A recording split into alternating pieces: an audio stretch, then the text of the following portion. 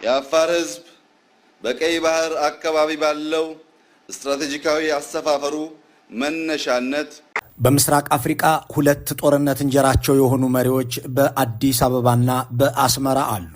እነሱ እስካሉ ድረስም የጥይት ድምፅ፣ የፍንዳታ ጩኸት የአፍሪካ ቀንድን ጆሮ ያደነቁራል።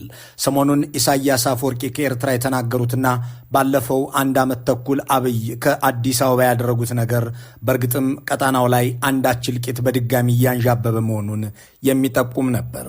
ይህ የእልቂት ምድር ደግሞ የአፋር ክልል እንዲሆን የተፈረደበት ይመስላል።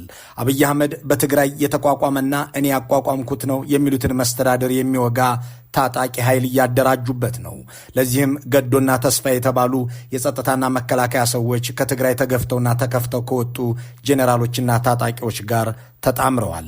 የኦህዴድ ብልጽግናዎች ኤርትራን የሚወጋውን የቀይ ባህር አፋሮችም የሚያስታጥቁት በዚሁ ክልል ነው። ኢሳያስ አፈወርቂ የአፋር ክልል ታጣቂዎችን እያስኮበለሉ ወደ ኤርትራ እያሻገሩ ናቸው። በተያዘው ሳምንት ከአንድ ዞን የጸጥታ ሰራተኞችና ፖሊሶች ነቅለው ወደ ኤርትራ ምድር ገብተዋል። ሰሞኑን ባደረጉት ንግግርም የአፋር ምድር የጦር ሜዳ እንደሚሆን ጠቁመዋል። የጅቡቲው ፕሬዝዳንት አፋርን በማስመልከት ከአዲስ አበባ የተያዘውን ፕሮጀክት ክፉኛ አውግዘውታል። ይህንንም ዓለም አቀፍ ሚዲያዎች ጽፈውታል። የኢትዮጵያው ጠቅላይ ሚኒስትር ባሳለፍነው መጋቢት ከአፋር ወደ ጅቡቲ ሄደው የጠበቃቸው የኡመር ጊሌ ፊት ቀዝቃዛ ነበር። በእርግጥም የጅቡቲው ፕሬዝዳንት ጠቅላይ ሚኒስትሩ ስለሳቸው የተናገሩትን ከሰሙ ቆይተዋል። ኡመር ጊሌህንና አልበሽርን አባረራቸዋለሁ፣ ከዚህ አካባቢ ሽማግሌዎች መጥፋት አለባቸው ማለታቸውን ገና ከዓመታት በፊት ከፈረንሳዮቹ ሰምተዋል። አፋርን አንድ አደርጋለሁ የሚለው የጠቅላይ ሚኒስትሩ አጀንዳ መሰሪ መሆኑ የገባቸው የሚመስሉት ጊሌህ አትረብሹን ሲሉ በአማርኛ መናገራቸው ታውቋል። በዚህ መሃል ደግሞ የተባበሩት አረብ ኤምሬቶች ገብታለች። ኡመር ጊሌህ ከሬዲዮ ፍራንስ ኢንተርናሽናል ጋር ባደረጉት ውይይት ኤምሬትስ አካባቢያችንን እየበጠበጠች ነው ብለዋል። ከዚህ ንግግራቸው ውስጥ ቂም ሳይሆን እውነት አለ። አፋርን ጦር ሜዳ የሚያደርገውን ሁኔታ ለማግኘት ክሩን ስንከተል አቡዳቢ እናገኘዋለን።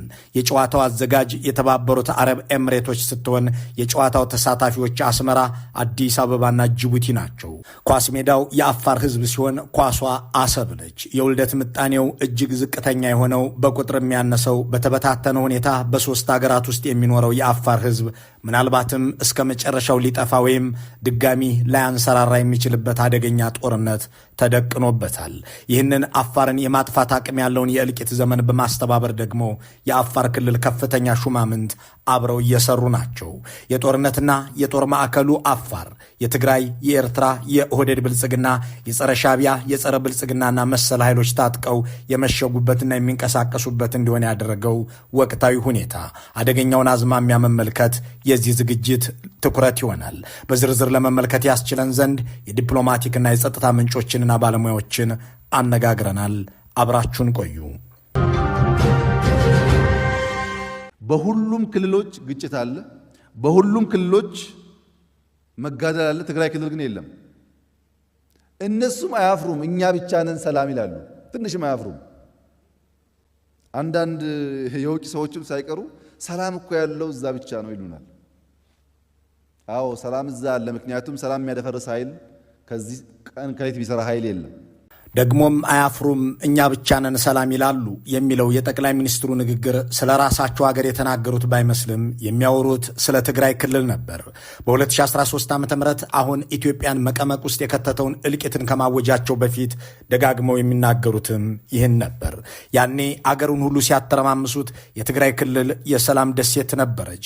በዚህ የተበሳጩት ጠቅላይ ሚኒስትሩም እንዲህ እየተናገሩ ሌላው ሁሉ ተበጥብጦ እንዴት ትግራይ ሰላም ይሆናል ብለው ሚሊዮኖችን ሊገድሉ ዘመቱ።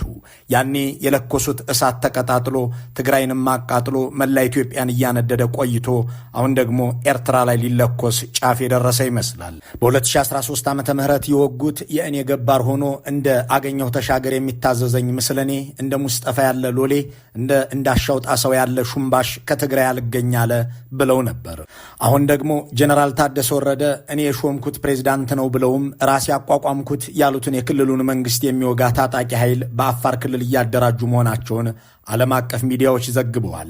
በህወሓት ተገፍተውና ተከፍተው ከትግራይና ከሰራዊቱ የወጡ ኃይሎችን ለማደራጀትና ለማስታጠቅ ደግሞ በሶማሊያ የጎሳ አለቆችን ሲያስታጥቁ የሰነበቱት ጀነራል ተስፋዬ አያሌው ተመድበዋል።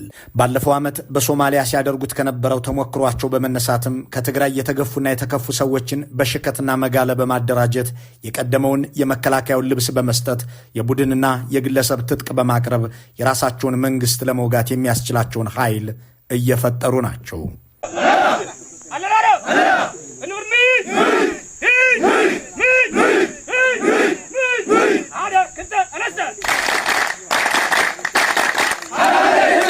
ይህንን በአፋር ክልል የሚቋቋምንና የትግራይ ተወላጆች የተሰባሰቡበትን ኃይል በሚያደራጀው የብልጽግና አመራር ውስጥ የሚገኙት ደግሞ አቶ ገዱ ሐመሎ የተባሉት የክልሉ የጸጥታ ሹም ናቸው። በኦህዴድ ብልጽግናዎች ዘንድ እንደ ታማኝ ተላላኪ የሚቆጠሩት እኒህ የጸጥታ ሹም ለዚህ አበርክቷቸው ከጨው ንግድ እስከ ሲሚንቶ ችርቻሮ ያለ ክልካይ እንዳከናውኑ በመፍቀድ ውለታቸው እየተከፈላቸው ነው። ይህ የትግራይ ተወላጆች የተጠራቀሙበት ስብስብ በአፋር ክልል ውስጥ የሚንቀሳቀስና የሚደራጅ ታጣቂ ኃይል ነው። እነዚህን ብልጽግና ሀብት መድቦ ሰው አሰማርቶ የሚያደራጃቸውን ታጣቂዎች ደግሞ የቀድሞ የቲዲኤፍ አመራር አባል የሆኑት እነ ጄኔራል ወዳንጥሩ ወይም ጄኔራል ገብረ እግዚአብሔር በየነ የሚመሯቸው መሆናቸውን አፍሪካን ኢንቴሊጀንስ ጽፏል። ዓለም እያየው የፈረመው የሰላም ስምምነትም የአገሪቱ ሕግም ሆነ የሞራል ደንብ የማይገዛው የብልጽግናው መንግስት የራሱን አገር ሰዎች ለማገዳደል እንዲህ ተግቶ እየሰራ ነው። አብይ አህመድና ምስለኔዎቻቸው ጦርነት እንጀራቸው ነው ሲባል ለውጊያ የሚሆን አጋጣሚን ሁሉ ይጠቀማሉ ማለት ነው የምትል አንድ የቀድሞ የትግራይ ክልል መንግስት ባልደረባ የትግራይ ክልል ፖለቲካዊ ችግር በፖለቲካ መንገድ እንዲፈታ እንደ መሪ የሚጠበቅባቸውን ኃላፊነት መወጣት እየተገባቸው የራሳቸውን መንግስት ለመውጋት ኃይል ለማደራጀት ይሰማራሉ ትላለች። ይህ ታጣቂ ኃይል በአፋር ውስጥ ሲደራጅ ዝም ያለው የአፋር ህዝብ ግን መጥፊያው መሆኑን ሊገነዘብ ይገባል ትልና የክልሉ ባለስልጣናት የኦህዴድ ብልጽግናን የጥፋትና የእልቂት አጀንዳ እያስተባበሩት መሆኑ ሊገለጽለት ይገባል ትላለች። These are fighters with the Red Sea Afar Democratic Organization training near the Eritrean border. They're one of around 10 groups supported by Ethiopia. ይሄኛው የአልጀዚራ ዘገባ ደግሞ አፋር ክልል የትግራይ ታጣቂዎች መደራጃ ብቻ ሳይሆን የኤርትራ ተቃዋሚዎች ምሽግ መሆኑን የሚገልጽ ነው። የቀይ ባህር አፋሮች ዲሞክራሲያዊ ድርጅት የሚባለው ታጣቂ ኃይል ኢሳያስ አፈወርቂን ኢላማው አድርጎ የሚታገል ቡድን ነው። ይህንን ቡድን ለማጠናከር ደግሞ የብልጽግናው ጠቅላይ ሚኒስትር ሰውና መሳሪያ ማሰማራታቸው ከተነገረ ቆይቷል።